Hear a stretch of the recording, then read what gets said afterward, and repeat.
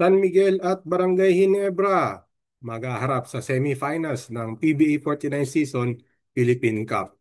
Balikan natin yung naging resulta ng mga laro ngayong Biyernes, June 20, 2025, kung saan sa first game nagwagi ang San Miguel kontra sa Meralco sa score na 108 to 97, at tandaan po natin na itong laban na to ay rematch ng Philippine Cup Finals last season kung saan nagwagi ang Meralco in 6 games against San Miguel. Actually, halos exactly 1 year ago yun.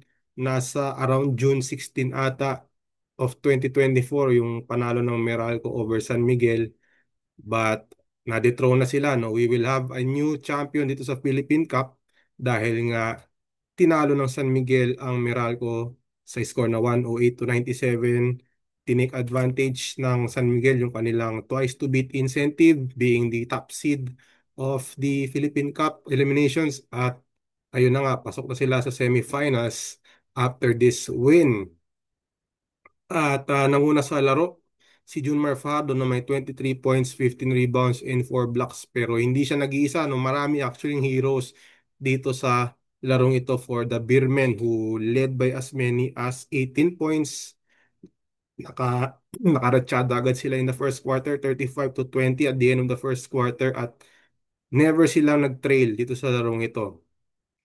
Wami Chongson, isa rin sa mga heroes ng game, 19 points on 4 of 6 shooting from 3-point range. And then, ito, i-take note din natin ito, no, yung nila Rodney Brondial and Mo Tautua, because very impressive yung kanilang showing, no. Double-double for Rodney Brondial and Mo Tautua, 13 points and 12 rebounds. Yung 12 rebounds ni Rodney Brondial, actually 8 of them offensive rebounds pa. And then Mo Tautua with 10 points and 11 rebounds. Actually, in the first 3 quarters, kung di tayo nagkakamali, out-rebounded itong San Miguel over Meralco. But they were able to recover no fourth quarter. Para nga sa 21 to 15 advantage yung rebounding ng San Miguel over Meralco. At dahil dyan sa mga rebounds na yan, ay nakatulong ito upang makalayo ang San Miguel kontra Meralco, kasi nagkaroon ng mga rally itong Meralco, no, during the course of the second half, pero napigilan ito ng San Miguel thanks to their dominating performance, especially sa rebounding, no. Magandang i-take note din, no, yung nilaro ni Mo Tautua, no, 10 points nga siya and 11 rebounds, but yung magandang contributions niya in the fourth quarter, na kung saan siya yung naging sentro for the Beermen, and maganda yung naging cohesion nilang pareho ni Wami Tiongson, no, particularly dun sa kanilang pick and roll offense, na kung saan talagang nag-thrive din itong si Mo Tautua in that role as the screener. At very dangerous, no? Sa aking observation, very dangerous yung combination na yun of Wami Tiongson and Mo Tautua, na alam naman natin sa si Wami can hit from the outside. He can also drive itong si Mo Tautua. He can post up and also can hit the medium range shot. So I was impressed with the way Mo Tautua played actually, no, dito sa game na to, in terms of yun nga, in doing his role as the big man who is yung sa execution nila in the pick and roll offense. And actually itong si Mo Tautua, very impressive over the past few games, at talagang nag-step up siya, no? Especially down the stretch of the elimination round, talagang nakatulong siya. Um, And even si Coach Leo Estrella, nabanggit nga niya dun sa post-game press conference na he's considering na pagsabayin itong si Junmar Fajardo and Mo Tautua moving forward, kasi nga nabanggit nga natin na during the fourth quarter ay si Mo Tautua yung talagang ah, tumao dun sa center position ng San Miguel, and Junmar Fajardo was at the bench, and with Mo Tautua playing very well ay talagang nakapagpahinga ng mahusto itong si Junmar Fajardo sa game na ito. So, and then for Meralco, Chris Banquero led his team in scoring with 32 points. In a losing effort for Meralco, no? Dito na nagtatapos ang conference ng Meralco, kung saan nagtapos sila ng 6-5 win-loss record sa elimination round. only good for the number 8 seed at unfortunately for them, nakatapat nila itong San Miguel Beermen na talagang traditionally ay malakas dito sa Philippine Cup. They have a lot to prove after missing the playoffs ng Commissioner's Cup just last conference. And then, ang makakaharap nga ng San Miguel Beermen sa semifinals, it's going to be Barangay Ginebra na atong Gene Kings tinalo ang Converge doon sa second game sa score na 88-80.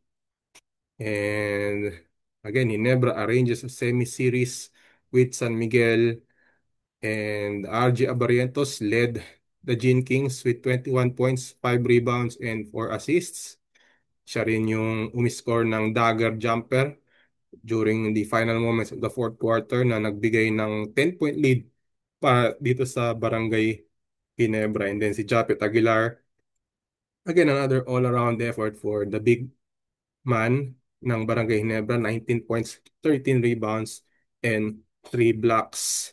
And siguro yung biggest contribution ni Japet Aguilar dito sa game na ito is um, yung paglimita kila Justin Arana and itong si Justin Baltasar. Although sinasabi nga ni Japet Aguilar na it's a team effort, and obviously si Troy Rosario tumulong din dito sa pag-contain kila Justin Arana and Justin Baltasar, but nevertheless he spearheaded itong front line nitong Barangay Ginebra in limiting the just twin towers ngayon tawag nila kila Arana and Baltasar. And Barangay Ginebra out rebounding Converge 49-47, although very slim lang ito, pero again usually nakikita natin na itong si Arana and Baltasar hitting double doubles, but in this ball game Arana had 15 points and 7 rebounds, and then si Balti had 13 points and 8 rebounds.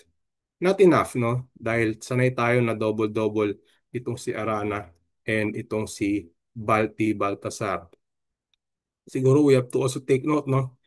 na si Scotty Thompson only had 3 points in this ball game, and kaya natin nabanggit ito dahil over the past few games ay medyo mababa yung scoring ni Scotty Thompson, although he has been contributing in the rebounds and even in the assists.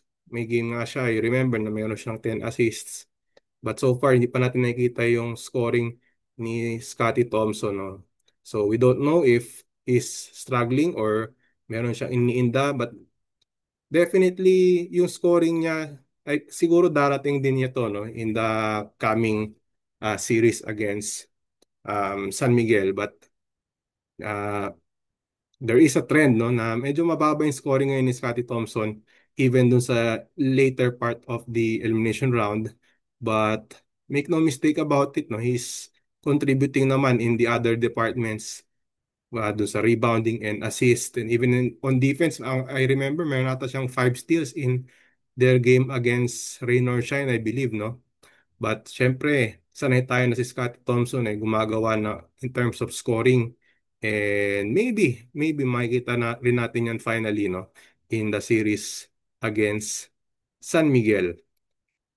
And again, na-mention natin si Justin Arana and Justin Baltasar combining for 15 rebounds. And again, not enough para dito sa Converge na dito na po nagtatapos yung kanilang conference na kung saan medyo respectable naman yung performance ng Converge.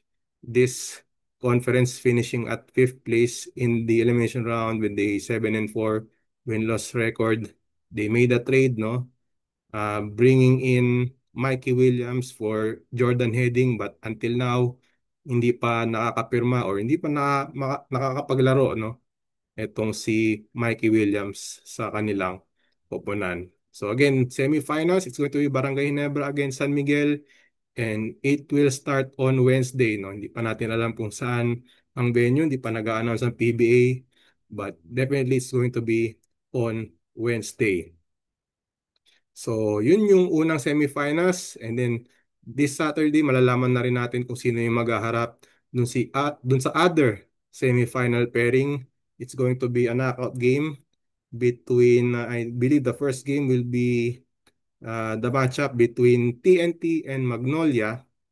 And then in the second game, it's going to be NLEX against Rain or Shine. So abangan po natin yung resulta ng mga games na yan to determine kung sino yung maghaharap sa isa pang semifinal na labanan. Okay, ako po uli si Ruben Terrado and thank you for watching our video recapping the results of the games last Friday, June 20, 2025. Consider subscribing to our YouTube channel and also basahin nyo na rin po yung ating mga stories sa spin.ph. Doon na po muna magtatapos ang ating video and we will see you next time.